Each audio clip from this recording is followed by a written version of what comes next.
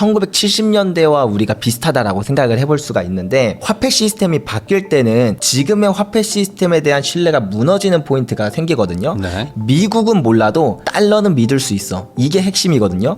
이거 과연 미국이라는 국가가 내가 나중에 달러 이만큼 들고 있는데 그냥 배째라고 하면 어떡하지? 이제 이런 우려가 생기면서 이제 브레튼 우즈 시스템이 이제 망가지게 됐거든요. 네. 그러면서 결국엔 1971년에 닉슨 쇼크라는 일이 벌어졌고, 그때 이제 금 안 바꿔준다 한 뒤에 이제 금 가격이 치솟았어요. 마찬가지로 지금도 생각해 보면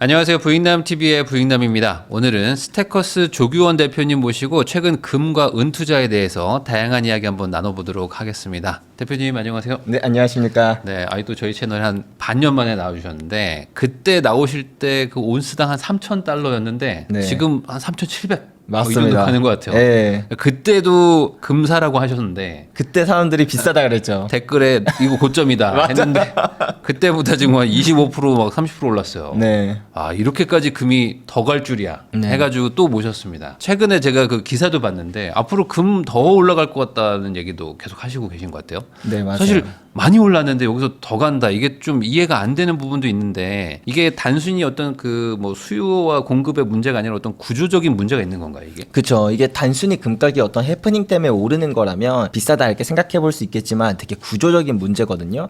그래서 우리가 이 금이라는 걸 바라볼 때 금을 어떤 특정 자산이라고 바라본다라고 하면 좀 그런 생각이 덜 하겠지만, 우리가 금을 이제 주얼리로 본다거나 좀 이렇게 돌반지 이런 형태로, 물건의 형태로 바라보다 보니까 얘가 가격이 이미 뭐 2배나 3배나 올랐어? 그러면 비싸다고 생각을 하는 거예요. 네. 근데 뭐 우리가 사실 비싸다라는 게 어떤 자산의 측면에서 바라볼 때는 보는 사람마다 다르거든요. 예를 들면 만약에 어떤 사람이 무슨 포켓몬 카드 하나 가지고 오더니 나한테 1,000만 원에 팔겠대요. 뭐 그런 거 있죠. 네, 근데 그러면은 저는 포켓몬 카드를 잘 모르니까 이 딱 종이 쪼가리가 무슨 1,000만 원이라고 하면서 에이 저리 가라고, 사기꾼 저리 가라고 하겠죠. 근데 그게 알고 보니까 뭐 완전 뭐 한정판 리미티드여가지고 막 5억 원짜리였다라고 네. 한다면, 그 가치를 아는 사람 눈에는 와 이거 1,000만 원에 판다고? 완전 헐값인데 이걸 모르는 사람 눈에 보니까 그저 종이 쪼가리라고 평가를 해서 걔를 5억 원짜리를 1,000만 원에 파는데도 비싸다고 생각하는 것처럼, 금이라는 자산의 가치와 그 다음에 이 금가격 폭등의 역사를 살펴보면 사실 지금 금가격은 터무니없을 정도로 싸요. 그래요? 네. 이거 왜 그렇게 터무니없을 정도로 싸다고 말하는지 그 근거가 좀 알고 싶거든요. 자, 일단 이렇게 한번 생각을 해볼게요. 그럼 오랜 역사 동안 금은 무엇이었는가, 이것부터 가면 좋거든요. 네. 금은 고대 메소포타미아, 고대 이집트, 고대 로마, 고대 뭐 아테네 이런 시기들 전부 다 그때부터 지금까지 금은 돈으로서 쓰였어요. 늘 돈으로서 쓰였는데 이제 금으로 거래하는 것도 불편하고 금의 이제 뭐 한정성이 이게 좋은 부분이기도 하나, 이게 그 유통량 발행에 어느 정도 제약을 걸기도 하거든요. 그러니까 은행이나 국가가 이제 종이화폐를 만들어내기 시작을 한 거죠. 그러다 보니까 이게 은행 입장에서는 약간 욕심, 국가 입장에서는 복지 지출이나 군사비를 감당이 안 되는 수준이 되면은 은근슬쩍 가지고 있는 금보다 더 많은 화폐를 발행하기 시작해요. 그러다 보면은 어느 순간 이 화폐, 종이화폐가 많아지다 보면은 결국에 실제로 이 금이랑 교환할 수 있는 화폐는 몇 개 안 되는 거예요. 이거를 이제 사람들이 어느 정도 눈치채는 순간 이제 갑자기 이제 금 가격이 다시 재평가되면서 가격이 맞춰지는데, 이게 옛날에는 금 자체가 돈이었기 때문에 한 250% 정도 이상 벌어지면 다시 재평가가 됐어요. 그러니까 화폐를 그렇게 많이 뿌리지 못했다는 거죠. 네. 그래서 그 어느 임계점이 되면 국가들이 이거 맨날 이거 화폐를 좀만 발행하려고 그래도 이거 금이라는 자산 때문에 통제가 걸리니까 우리 아예 화폐와의 연결성을 끊자. 특히 이제 기축통화국 같은 경우를 생각해 보면 지금 미국도 되게 막강하잖아요. 근데 과거 로마 시대 이럴 때 생각해 보면 로마 제국은 정말 무시무시한 파워를 가지고 있었어요. 네. 그럼 그 당시 사람들은 지금 우리가 미국을 보는 것보다 훨씬 더 이 로마라는 국가는 위대하다라고 바라볼 거예요. 그런 로마라는 국가가 내가 보증할 테니까 굳이 금 이런 거 안 써도 우리 화폐 믿어도 돼라고 하면 사람들이 슬슬 믿어요. 네. 예, 초반에는 믿고, 그리고 이제 로마도 처음에는 눈치 보면서 조금만 더 발행량을 늘렸다가 조금만 더 늘렸다가 이렇게 하다가 나중에 사람들이 그 믿음이 점점 그냥 당연시되고, 그 다음에 로마도 화폐 발행량에 대한 그런 죄책감 같은 게 희미해지고 하면 화폐 발행을 너무 많이 하거든요. 그러다가 어느 임계점에 신뢰가 흔들리는 모멘텀들이 생겨요. 그렇게 되면 이제 지금까지 발행했던 모든 종이화폐가 이게 과연 그만한 가치가 있는 게 맞나라는 생각이 드는 순간 이제 금과 같은 가진 실물 자산 가격이 다시 재평가가 이루어진다. 이게 역사가 계속 반복돼요. 네. 그래서 저는 가끔 이제 이 금에 대해서 이야기하고 금의 화폐 시스템 앞으로 금이 돈이 되는 시대가 올 수도 있다까지 이렇게 얘기를 하면은 보통 그런 말을 많이 하거든요. 야, 근본이 이제 그거 완전 옛날 거잖아. 네. 구시대적이잖아. 이렇게 생각을 해요. 근데 진짜 재밌는 게 뭐냐면 화폐 시스템은 진화해 본 적이 없어요. 과거부터 불안화폐냐 태안화폐냐 이 두 가지가 5,000년 동안 계속 반복만 되거든요. 그러니까 화폐 시스템이라는 건 우리가 불안화폐 시스템에 살 때는 한 50년 전에 태안화폐 시스템 살던 사람들이 멍청하다고 느꼈어요. 야, 너희들이 그렇게 화폐 발행 막 그걸로 이상한 거 돌덩이 같은 걸로 제한하니까 그러니까 경제 발전을 못하지 이렇게 생각을 하고 태안화폐 시대에 살던 사람들은 한 50년 뭐 100년 전에 불안화폐 시대에 살던 사람들한테 야, 그 아무 가치도 없는 종이 쪼가리 믿고 앉아있냐? 쟤 멍청이들 아니야. 서로가 서로를 멍청이라고 생각해요. 어쩌면 진짜 멍청이는 나일지도 모르죠. 현재 지금에.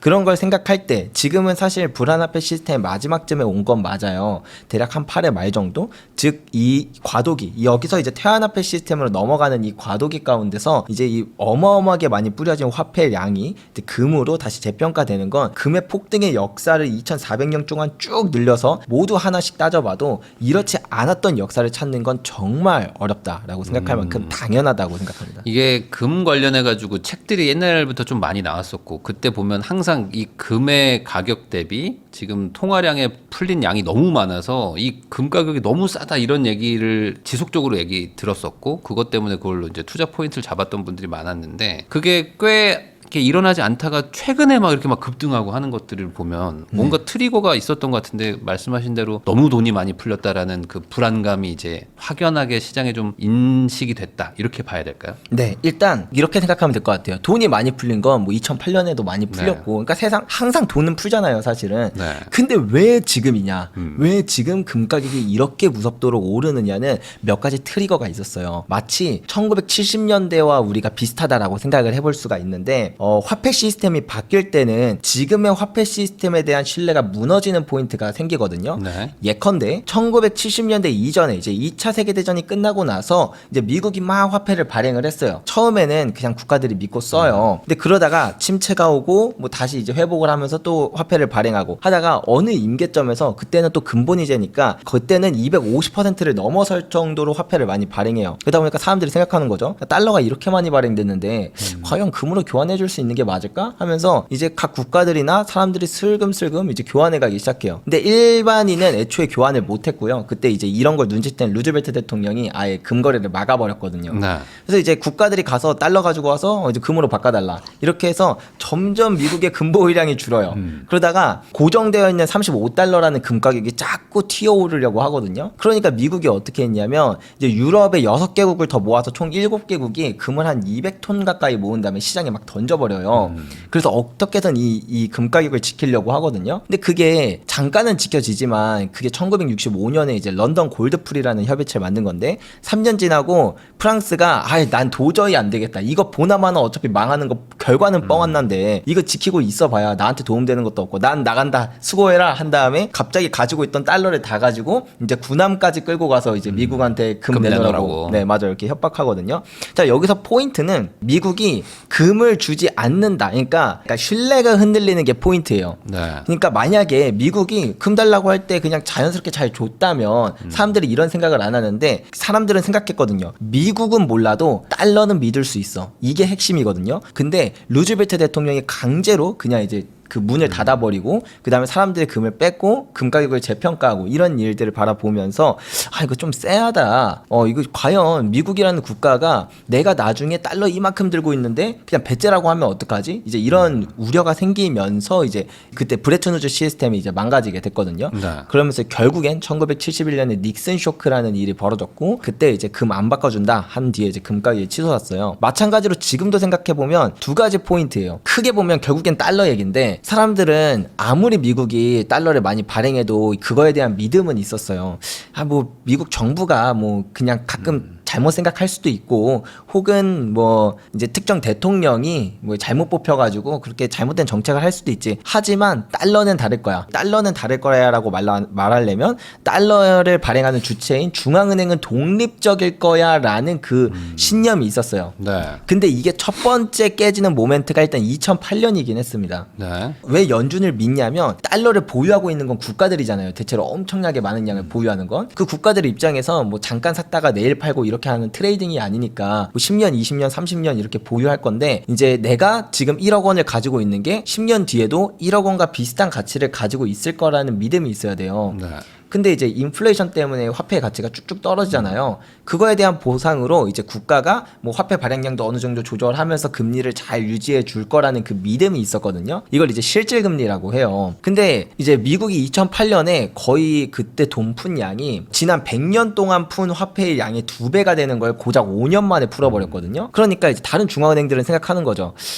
이거 물론 지금 당장은 이게 인플레이션으로 치환되진 않아도 결국엔 이게 나중에 시간이 지남에 따라 화폐 가치가 이렇게 많이 발행된 만큼 떨어지게 될 텐데 이제 중앙은행이 달러를 지키는데 그렇게 열심히지 않은 것 같다 이런 생각을 하고 2020년 코로나 팬데믹 때 이제 완전히 그 확신을 하는 거죠. 그때는 200년 동안 풀어야 될 화폐를 단 한 달 만에 풀었거든요. 네. 예, 그 정도로 이렇게 돈을 막 푸는 걸 보면서 이게 과연 내가 미국 달러를 보유하고 있으면 그 가치가 10년 뒤에도 20년 뒤에도 유지가 될 거라는 거에 대한 확신이 떨어지면서 이제 국가들은 돈을 버리기 시작했고 여기에 이제 마지막 종지부라도 찍듯이 러시아 우크라이나 사태 때 달러를 가지고 진짜 뭐 외환보유고를 동결한다던가 그다음 달러 시스템에서 배제를 해버린다던가 달러를 무기처럼 사용하는 걸 보면서 연준이 독립적인 게 아니라 결국엔 미국 안에 그냥 미국 손아귀에 있는 거고 미국이 움직이는 대로 움직이는구나 결국 똑같네 라는 생각을 하게 된 거죠. 그러니까 은행에 가가지고 내가 맡긴 돈을 언제든지 찾을 수 있다는 그 믿음 때문에 맡겨놓는 건데 갔더니 뭐 오늘 영업 안 해버리고 갔더니 뭐 100만 원 맡겨놨는데 10,000원만 가져가라고 하고 막 지 맘대로 한다는 거잖아요. 그렇죠. 근데 이게 실제로 나한테 일어나지 않아도 만약에 어떤 특정 사람한테 뭐 예를 들면 이제 김계동한테 그렇게 했다는 걸 들으면 네. 이건 나한테도 얼마든지 할 수 있다는 거잖아요. 네. 그래서 이제 그 신뢰가 무너지기 시작했다는 거죠. 그러니까 다시 한번 진짜 돈인 금으로 가는 것이고 그러니까 금을 확보하는 전쟁이 시작되니까 이제 금의 가치가 급등하기 시작했다. 네, 맞아요. 이 금이 생각보다 엄청 적다라는 거에 대해서 사람들이 잘 모르더라고요. 이게 제가 알기로는 한 20m 이렇게 한 육각형 정도의 그 정육면체 정도밖에 안 된다고 양이. 그죠. 그러니까 온 지구상에 있는 금을 다 끌어모아도 네. 더 쉽게 표현하면 미국의 자유의 여신상의 반밖에 못 가요. 그러니까 금이 진짜 없는 거예요. 그죠. 세상에는. 이렇게 네. 쌓아 올리면 자유의 여신상의 반밖에 없을 정도로 되게 적다, 되게 희소하다. 우리가 금은방 가면 쉽게 봐서 그렇지. 네. 실제로는 진짜 그 정도로 희소하기 때문에 가치가 있는 게 맞다. 근데 심지어 옛날에는 이제 뭐 금이 좀 많이 있었지만 이제는 금이 남은 게 59,000톤. 미국 지질조사국에 따르면 한 59,000톤. 그리고 1년에 금을 생산하는 게 3,000톤이거든요. 네. 산술적으로 계산하면 이제 20년도 안 남았어요, 고갈까지. 그러니까 어찌 보면 지금 비트코인이 수량이 뭐 적어가지고 이렇게 뭐 가치를 평가받는 거에 뭐 금보는 어찌 보면 금이고 금도 이제 거의 다 캤다는 거잖아요. 네, 맞아요. 거의 다 캤어요. 그러면 사실 얘는 이제 수량은 정해져 있는 거고 돈이 풀리면 자연스럽게 이제 가격이 이제 올라가는 건데 네. 이게 현저히 지금 싼 상태인 거예요. 현저히 싸죠. 일단 이제 돈 풀린 양에 비하면. 풀린 양에 비하면 이 풀린 양을 이제 구하는 공식이 여러 가지가 있는데, 그러니까 통화량을, 그러니까 화폐를 기준으로 어떤 거를 할 거냐. 그럼 이제 통화량을 어떻게 바라보느냐에 따라 다른데, 뭐 M1, M2, 뭐 M0 이렇게 그 광이 통하냐 아니면 조금 더 좁은 범위의 통하냐 이런 걸 바라보는 거에 따라 금 가격의 적정치가 막 달라져요. 근데 그냥 다 빼고 그냥 아주 단순하게 그냥 가장 보수적으로 본 M0 본원 통화량으로 기준으로만 봐도 금 가격이 21,000불까지 올라야 되거든요. 네. 근데 이거는 인류 역사에 이제 금 가격 폭등 역사는 항상 그 정도 이상까지 올랐고 미국만 바라보더라도 1970년대, 1930년대 네, 그 두 번의 사이클 동안 항상 이때까지 올랐었다. 지금도 그 사이클이 다시 도래했다라는 건 기정사실에 가깝기 때문에 저는 당연히 금 가격 남들이 생각할 때 야 어떻게 뭐 21,000불 말도 안 되는 어그로 좀 끌지 마라 막 이런 말 많이 하지만 전 진심으로 믿어요.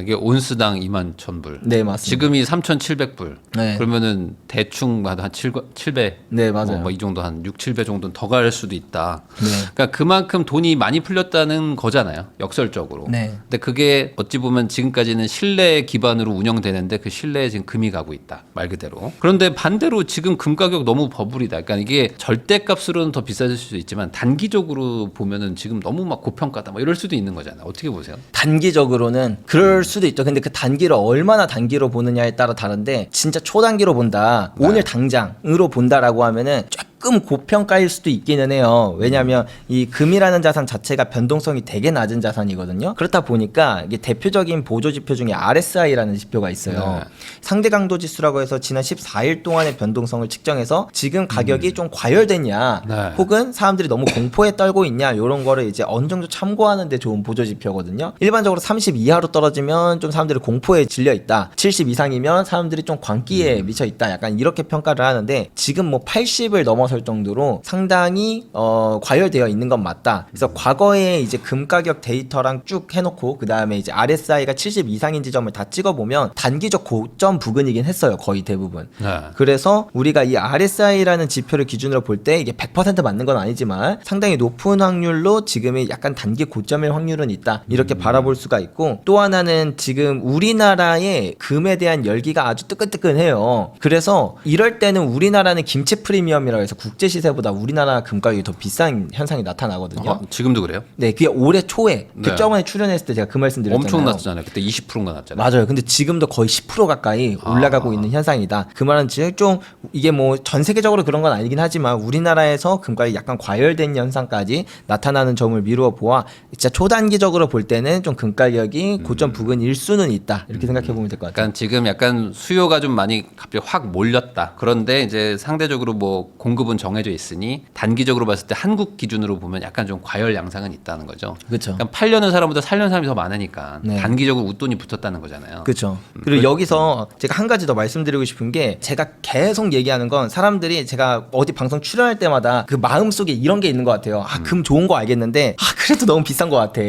이거를 진짜 마지막으로 한 번만 깨드릴게요. 이젠 데이터로 갈게요. 우리가 1970년대 금 가격이 26배가 올랐어요. 네. 그러니까 말도 안 될 정도로 많이 올랐잖아요. 지금 고작 3배 올랐거든요. 네. 근데 저는 1970년대보다 지금이 더 많이 오를 거라고 생각해요. 그러니까 적어도 1970년대 26배 올랐고 지금 3배 올랐는데 26배 오른 것보다 더 많이 오른다고 생각을 한다면 지금보다 최소한 뭐 한 8배 이상은 더 올라야 된다는 거잖아요. 왜 그렇게 생각을 하냐면 1970년대랑 지금을 비교해보면 되게 재밌어요. 1970년대는 금에 접근할 수 있는 인구가 거의 없었거든요. 왜냐면 그때는 1975년까지 루즈벨트 대통령이 거래 자체를 막아버리기도 했고, 그 다음에 뭐 지금처럼 ETF나 금통장 이런 것도 없고, 그렇다 보니까 금이라는 시장 자체에 접근할 수 있는 인구가 되게 적었어요. 근데 지금은 ETF, 뭐 KRX 금 시장, 금통장, 뭐 그냥 금 펀드도 좋고요. 정말 다양한 금 투자할 수 있는 상품들이 있습니다. 실물을 산다 그래도 꼭 금은방에 가지 않고 인터넷으로도 다 살 수 있고요. 즉 1970년대랑 같은 수요가 있다라고 한다면 지금은 금에 접근할 수 있는 인구가 18배가 늘었어요. 네. 실제로 인구 자체도 더 늘었고요. 그렇기 때문에 한 번 오를 때 그때보다 더 강렬한 상승이 나타날 수 있다라는 게 첫 번째 이유고, 두 번째는 이제 금 가격이 최종으로 어느 정도까지 수준이 오르느냐를 계산하려면 이거의 가장 중요한 지표가 실질금리라는 지표거든요. 네. 그러니까 실질금리는 이제 명목금리에서 인플레이션을 뺀 값인데, 예를 들어서 은행에서 이자 5% 주고 1년에 물가 3% 올랐으면 나의 실질적인 수익은 2%라는 거예요. 근데 이게 만약에 마이너스로 빠져드는 경우도 종종 있거든요. 은행에서는 이자를 3% 주는데 이제 인플레이션은 5%가 되는 거죠. 그럼 나는 은행에 이자를 넣어놔도 마이너스 2%가 손실인 거예요. 그러면 일반 사람들은 현금을 가지고 있어봤자 의미가 없으니까 뭐 사재기를 해요. 미리 먹을 쌀이나 이런 생필품 같은 것들을. 그리고 이제 투자자들이나 아니면 투자 기관, 부자들은 그 많은 돈을 뭐 다 쌀을 사놓을 수는 없으니까 실물 자산을 사나요. 금과 같은 그런 실물 자산들을. 네. 그래서 이때 이 실질 금리가 마이너스 2%면 이게 뭐 누군가는 이 정도면 그냥 뭐 괜히 뭐 금 샀다가 뭐 그런 것도 그렇고 뭐 딱히 사재기 할 것도 없고 그냥 뭐 2% 손해 보지 뭐 하는 사람이 있을 수도 있겠지만, 근데 이제 금으로 간 사람이 많을 거 아니에요. 근데 실질 금리가 마이너스 5%면 사람들이 더 환장하고 금으로 달려가는 수요가 많을 거예요. 즉 실질 금리가 이제 보통 이 금 사이클이 발생하면 한 3번 정도의 저점을 그리면서 이 최저점이 만들어지거든요. 이게 1930년대 사이클도 그렇고 70년대도 그렇고 2000년대도 그래요. 근데 1970년대 최저점이 마이너스 5.76%였거든요. 근데 2000년대에는 마이너스 2몇 %였어요. 그러니까 당연히 이 실질 금리를 보면 1970년대가 2000년대보다 더 그 상승률이 높을 수밖에 없겠다라는 걸 알 수 있잖아요. 근데 재밌는 게 지금은 이미 1970년대보다 실질금리가 훨씬 더 낮은 지점을 찍었어요. 그러니까 이번 사이클에서는 단순히 실질금리라는 데이터만을 보더라도 1970년대보다 훨씬 더 큰 상승을 우리가 기대할 수 있다라는 점. 네, 이런 부분이 있기 그러니까 때문에 26배 정도가 갔는데 지금 3배밖에 안 갔기 때문에 단순히 계산해도 여기서도 한 7배, 8배 정도는 더 갈 수 있는 요인이 있고 그 이상도 갈 수 있는 확률이 있다. 네, 맞아요. 뭐 그만큼 역설적으로 돈이 엄청나게 풀렸다. 네, 맞아요. 그게 반영이 아직 안 됐다라는 거잖아요. 근데 반대로 얘기하면은 그렇게 돈을 많이 풀었다는 거에 대해서 근본적으로는 이 달러의 어떤 위상이 흔들리고 이제 신뢰가 깨진다는 건데 지금 그거를 미국 정부도 모르지 않으니까 이번에 스테이블 코인을 발행을 해가지고 소위 말하는 이제 미국채 수요를 더 많이 늘려서 수요가 다시 늘어나면 어찌 보면 신뢰가 또 생기는 거니까 이렇게 해결을 하려고 하잖아요. 이런 상황이 되면은 그 금값이 조금 주춤할 수도 있는 거 아닐까요? 예리해요. 맞아요. 이 미국이 지금의 부채 문제를 해결하기 위해서 꺼내든 카드가 두 개거든요. 그러니까 원래 트럼프가 처음에 임기를 시작하면서부터 이 부채 문제 좀 해결한다 그랬어요. 그러면서 처음에 꺼냈던 게 이제 도지 프로젝트였거든요. 네. 일론 머스크 선봉장으로 세우면서 1년에 이제 2조 달러씩 지출을 줄이겠다. 사실 말도 안 되는 수치긴 한데 근데 어쨌든 포부가 그랬어요. 그래도 한 1조 달러는 줄이겠다라고 했는데 이게 진짜 쉽지 않은 이유가 그만큼 지출을 줄이면 이제 결국엔 이익 집단들이 있다 보니까 표를 안 주잖아요. 지지율도 떨어지고 사실은 뭐 허리띠 졸라매고 누구 실업자 만든다는데 좋다고 표 던질 사람 없으니까 돈 뿌린다는 사람 더 좋아하지. 그래서 이 도지 프로젝트가 진행되면 진행될수록 오히려 트럼프한테는 표심도 악화되고 하니까 결국에는 대실패를 거뒀어요. 그리고 도지 프로젝트 끝나고 보니까 2024년보다 2025년이 오히려 적자 지출이 더 늘어났거든요. 그러다가 이제 트럼프가 이런 방식으로는 해결을 못하는데 내가 그래도 좀 뭔가 좋은 성과가 있다라는 걸 사람들한테 데이터로 보여주려면 어떻게 해야 될까 생각을 해서 두 가지 요번에 새로운 어떤 계획을 들고 왔거든요. 그 중에 하나가 이제 지니어스 법안을 통과시켜서 이 스테이블 코인을 만드는 거예요. 이게 왜 중요하냐면 미국이라는 국가가 2025년에서 2026년까지 9조 달러라는 어마어마한 국채가 만기가 도래해요. 그러면 이거를 다시 재융자하기 위해서 또 이 국채를 팔아야 되는데 옛날에는 이게 걱정이 없었어요. 왜냐면 사람들이 내놓으면 다 사가니까 뭐 미국 국채 최고지 하면서 샀는데 이제는 잘 안 사는 걸 넘어서 좀 팔아요.